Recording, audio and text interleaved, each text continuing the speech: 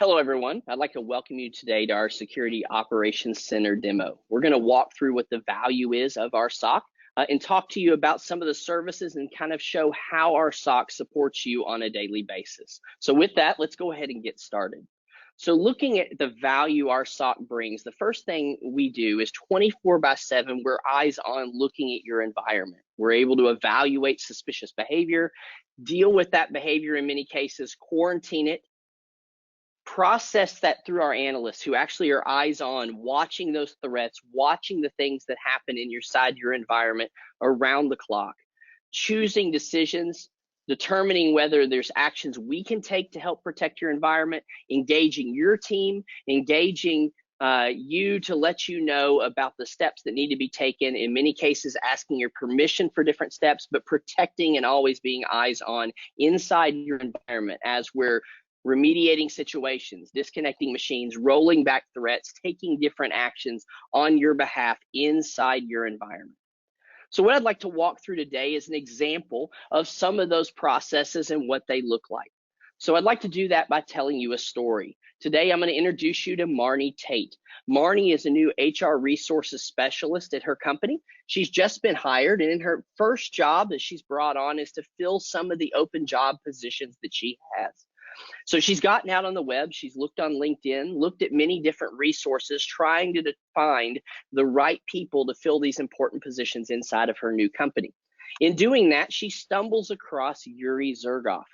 Yuri looks like he's a great guy. Based on his job history on LinkedIn, he looks like he may be a perfect fit. On top of that, he even worked at one of the same companies that Marnie had worked with previously. Well, this makes Marnie feel more comfortable. She didn't know Yuri at this other company, but she does know that if he was working there, then they were a reputable company. She feels more comfortable about him because of that. So with that, she reaches out to Yuri and asks him for a copy of his resume, asks him to send that across to her.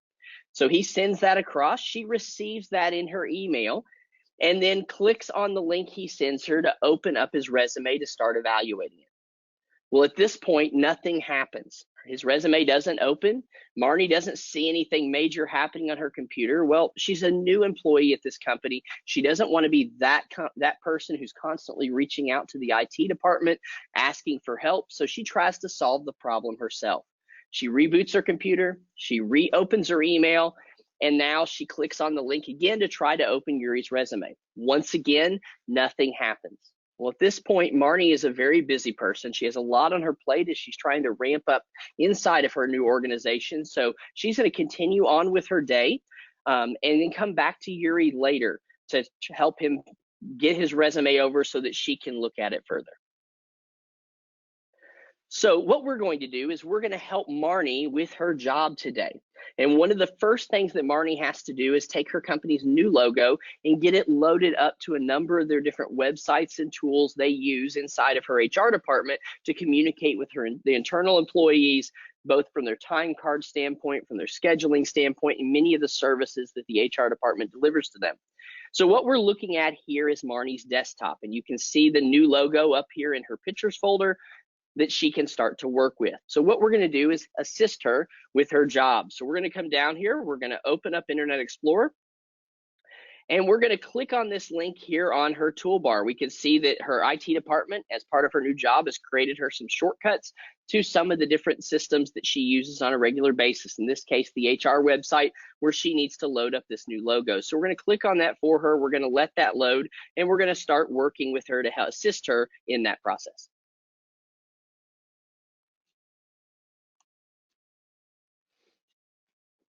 Now, one of the first things you'll notice when this happens is we can see her website start to load here so that we can work with it. We can see it trying to load up the different pieces of that, and we're going to sit here and assist her with that job as it comes up. One thing to be aware of, though, is when she clicked on that resume earlier, it actually wasn't his document, his resume, as I'm sure you've probably determined by this point. It was actually a virus that was able to go in on the system and actually modify some of the links on her system to point back at a location that was a threat. So in this particular case, when we clicked on the HR website link at the top, it had modified that to actually go out to an attack engine that actually launched a ransomware attack against this computer. You can see that our actual process here actually loaded and recognized that there's a threat, but we've purposely put our tools into what we call an alert-only mode. This is going to allow the threat to run so that we can see the full aspects of what would happen while while allowing it to run so that we can see it. We can also see here that we have a nice little ransomware message that's popped up on our screen, so that if we want to support the family of a local hacker, all we have to do is take some Bitcoin and send it off here and support that family.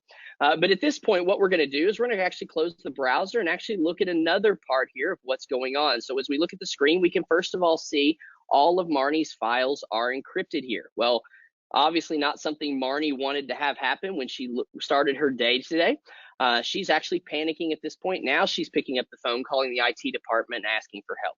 What we're going to do is now look and see what is our SOC team doing. As she clicks on things, as these types of threats try to launch, what are we seeing?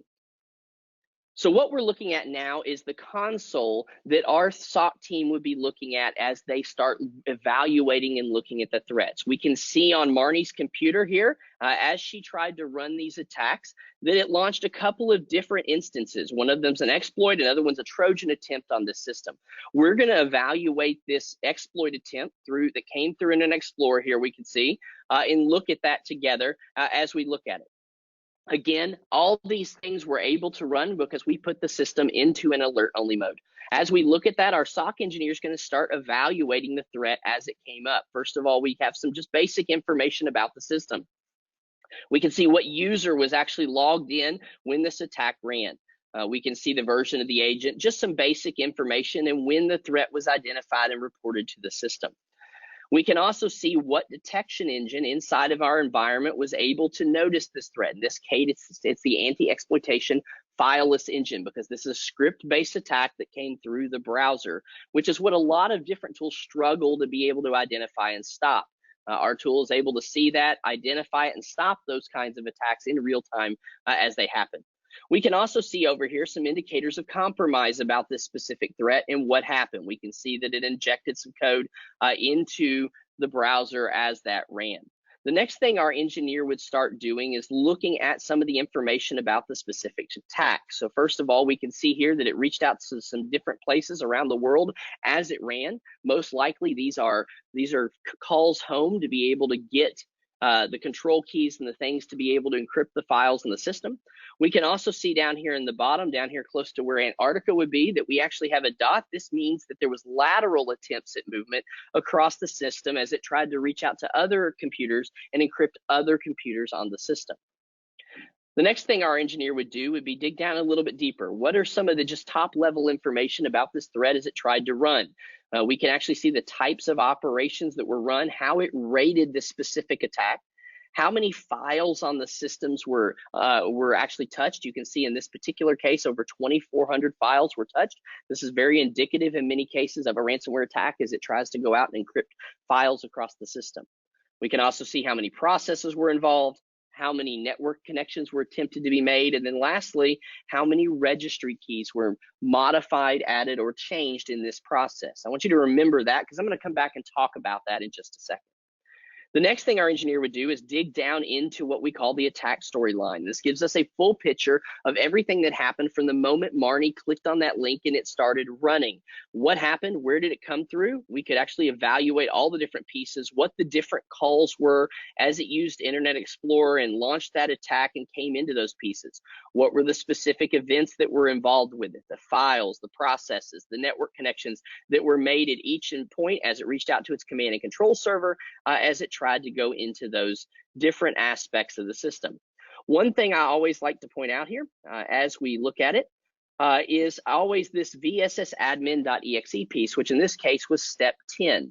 If you're familiar with ransomware attacks, one of the things that often is used is that it goes in and tries to actually remove the ability in Windows for the user to be able to recover their files. It does this by deleting the shadow copies using the VSS service on the local system. Well, we can actually see here, not only did it call the VSS admin service, but when I click on it, we can actually see the specific command that was written as it tried to run that and delete those services and delete the ability of those shadow copies to be available. and then all the individual events and processes that were associated with this. Well, at this point, our SOC engineer knows a few things. One, we know this is an attempted ransomware attack that was run against the system. So we know that there's a few things that need to be immediately done as we're continuing to do further investigation. The first thing is our SOC engineer is going to be picking up the phone and contacting you to let you know that an attack has happened against this system. They're going to be letting you know that and guiding you through some steps, investigation, some containment steps that need to happen.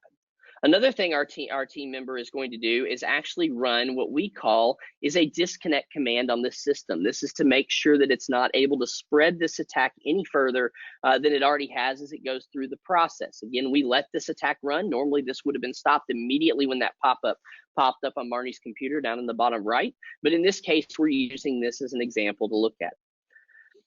So at this point, our engineer, as we're on the phone with you, as we're going through and doing further investigation, we're going to dig a little deeper. So now we're going to dig into what we call the full forensics of the attack. So our tools are able to look at and evaluate all the different pieces that are available here. We can see all the specific files that were modified. So if you remember, there were over 2,400 files that were touched as part of the attack. Well, we also see that there were 253 file writes and creations that actually happened or deletions that actually happened, not just touching.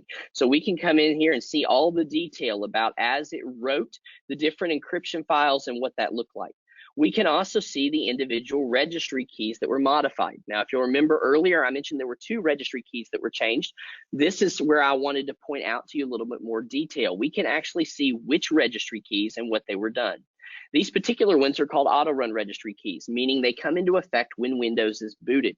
Oftentimes, these are written by attacks to restart those attacks, and people think that they're clean. Maybe they cleaned up some files, but then they reboot their computer, relaunch Windows, and all of a sudden the attack reappears. Well, this can be a real danger to those techs who try to manually clean up a system without knowing maybe everything that was done. I see this all the time where technicians go in, maybe they research on the web about a specific attack. They go into the registry and they start trying to clean up. Well, they may find one of these registry keys, but maybe they don't know about the other. Maybe this is a new variant of a threat. Maybe they don't know about this piece. Well, without a tool like this that's really tracking all the things that were done in the attack, you really don't know the full scope of what was gone on. In this particular case, if a technician maybe deleted this one registry key, thought they were okay, rebooted the computer, the attack is going to rerun, or maybe launch a worse attack or something else, launch a remote access tool to allow an attacker actually into a system, different things like that. But this is where having the forensic information is so important.